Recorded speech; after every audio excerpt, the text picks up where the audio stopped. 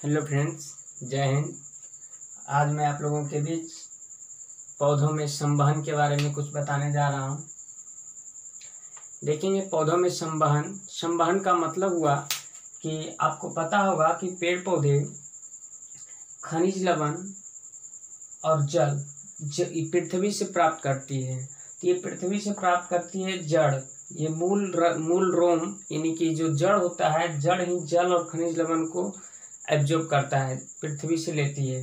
तो ये जो लेता है तो हर एक ये पेड़ पौधे के प्रत्येक भाग तक कैसे पहुंच जाता है। जल हो गया, खनिज लवण हो गया, यहाँ तक कि पेड़ पौधे जो पत्तियों में भोजन बनाते हैं उनमें भोजन जो है सभी भागों तक कैसे पहुंचता है उसको समझने की कोशिश करेंगे। तो देखिए यहाँ पौधों में संवहन, ये इसमें जो है पौधों में क्या होती है कि पतली पतली वाहिकाएं पाई जाती है और ये पतली वाहिकाएं कुछ कोशिकाओं से मिलकर एक उत्तक का निर्माण करता है, जिस उत्तक का नाम है संवहन उत्तक। इंग्लिश में इसको कहते हैं कंडक्टिव टिश्यू। देखें कंडक्टिव टिश्यू दो होते हैं, एक जाइलम टिश्यू एंड ये फ्लोएम टिश्यू। जाइलम टिश्यू का क्या काम है कि पेड़ पौधे के जड़ जो है ये जमीन से जो है जल और खनिज लवण को अवशोषित करता है जड़, और जड़ के द्वारा ये जो है जाइलम टिश्यू यानी जाइलम उत्तक अपनी पतली पतली कॉलम वाहिकाओं के द्वारा पेड़ पौधे के सभी भागों तक पहुंचाने का काम करता है। जल और खनिज लवणों का संवहन करने का काम कौन सा उत्तक करता है? जाइलम उत्तक। तो आपसे क्वेश्चन पूछेगा कि जल और खनिज लवणों का संवहन पेड़ पौधों में कौन सा उत्तक करता है? तो जाइलम उत्तक करता है। अभी हम ट्रिक भी बताएंगे कि ये दोनों में कंफ्यूजन नहीं करना है। अगला है फ्लोएम उत्तक, फ्लोएम टिश्यू। फ्लोएम टिश्यू का काम क्या है कि ये भी वाहिकाओं जो है कोशिकाओं से मिलकर एक उत्तक का निर्माण करता है, फ्लोएम टिश्यू। और ये क्या करता है कि जो पेड़ पौधे जो है पत्तियों में भोजन का निर्माण करता है, वहां से भोजन को उठाता है और पेड़ पौधे के सभी भागों तक भोजन का संवहन, यानी कि संवहन मतलब ले जाने, ट्रांसपोर्टेशन, यानी कि ये जो है ना भोजन को पेड़ पौधे के सभी भागों तक पहुंचाने का काम करता है फ्लोएम उत्तक।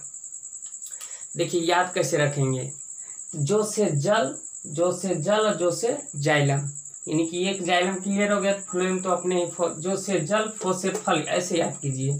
तो जल और खनिज लवणों का संवहन करता है जाइलम और भोजन का संवहन करता है फ्लोएम। अब देखते हैं कि ये जो पेड़ पौधे के जड़ें जो जमीन से जल खींचती है, तो क्या सभी जल का उपयोग कर पाती है? सभी जल का उपयोग नहीं कर पाता है। कुछ भाग जल के कुछ भाग का उपयोग करता है और कुछ भाग जो है शेष को पेड़ पौधे के पत्तियों में छोटे छोटे छिद्र होते हैं। ये पत्तियां बनाने की कोशिश कर रहा हूँ। जैसे कि मान लीजिए ये पत्तियां हैं, तो पत्तियों में जो है ना छोटे छोटे छिद्र पाए जाते हैं और इन छोटे छोटे छिद्र को हम लोग रंध्र या स्टोमेटा कहते हैं। तो ये क्या करता है कि जब पेड़ पौधे के जड़ के द्वारा जल का जो अवशोषण होता है, कुछ तो खाना बनाने में, जैविक क्रियाओं को करने में उपयोग कर लेता है, लेकिन कुछ जल रह जाता है। तो होता क्या है कि पेड़ पौधे के जो पत्तियों में छिद्र होता है, ये वाष्पोत्सर्जन क्रिया के द्वारा जल को वाष्पित कर देता है। और ये वाष्पोत्सर्जन ट्रांसपायरेशन के बारे में देखिए, यहाँ कुछ लिखा हुआ है कि जड़ों द्वारा अवशोषित जल का कुछ भाग जैव क्रियाओं के लिए उपयोग होता है, जबकि कुछ भाग का उपयोग नहीं हो पाता है। तो उस जल को क्या करेगा? वाष्पोत्सर्जन क्रिया के द्वारा उसे वायु में छोड़ देता है। तो यह अतिरिक्त जल पत्तियों में पाए जाने वाले छिद्र, जिन्हें हम रंध्र या स्टोमेटा कहते हैं, इसी के द्वारा वाष्प के रूप में पत्तियों से जल का उत्सर्जन ही क्या कहलाती है? वाष्पोत्सर्जन कहलाती है। अब देखते हैं कि वाष्पोत्सर्जन को प्रभावित करने वाले कुछ कारक क्या होते हैं। नीचे नहीं लिखे, इधर लिखे, ध्यान देंगे।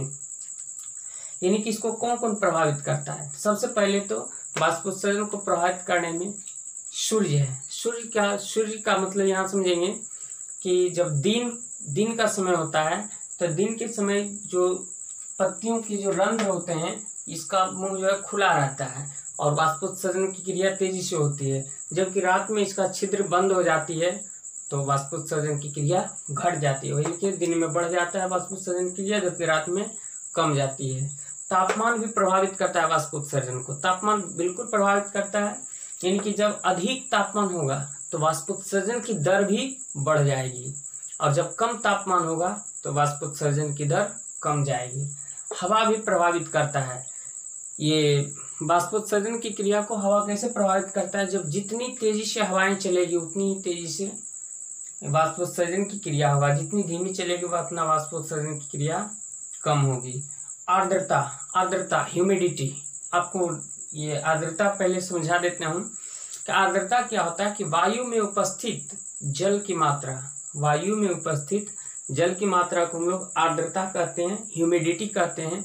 और जितना जल की मात्रा अधिक होगा उतना वाष्पोत्सर्जन की दर कम होगी, और जितना आर्द्रता की मात्रा कम होगी उतना वाष्पोत्सर्जन की मात्रा अधिक होगा। यानी कि ये उल्टा हो जाता है, और ये जितना तेज उतना तेज वाष्पोत्सर्जन, जितना तापमान अधिक उतना वाष्पोत्सर्जन अधिक। दिन में वाष्पोत्सर्जन की क्रिया अधिक होती है, जबकि रात में नहीं के बराबर होती है। ये पौधों में संवहन था टॉपिक। अगर ऐसा ही टॉपिक आप लगातार चाहते हैं तो हमसे जुड़े रहें, हमारे चैनल को सब्सक्राइब जरूर करें, लाइक करें और शेयर भी करें दोस्तों को। धन्यवाद।